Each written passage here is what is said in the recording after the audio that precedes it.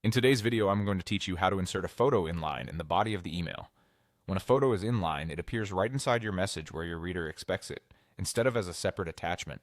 This is perfect for tutorials, announcements, or any time you want an image to support your text without breaking the flow. First, open your email and click Compose to start a new message.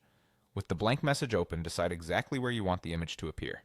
Place your cursor in that spot, between two sentences, after a greeting, or wherever the picture should go. This matters because the image will drop in precisely at the cursor's position. Next, look for the Insert Photo icon at the bottom of the Compose window. It usually looks like a small camera or picture frame. Click it to open your image options. You can upload a file from your computer or select one you've already saved in your email services library. Choose the photo you want to use. After you select the image, your email tool will place it directly into the body of the message.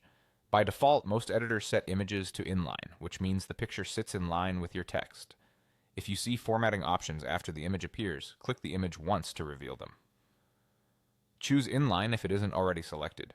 You may also see wrap text, which lets text flow around the image, and break text, which keeps the image on its own line with space around it.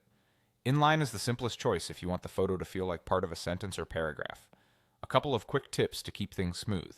If the image lands in the wrong place, undo and move your cursor to the correct spot, then insert again. Keep image sizes reasonable so your email loads quickly for recipients.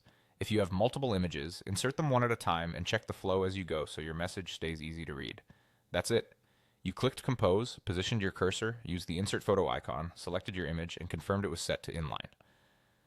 Now your photo will appear exactly where you need it in the body of your email, ready to be read in context with your message. When you are happy with the placement, continue writing around it as you normally would.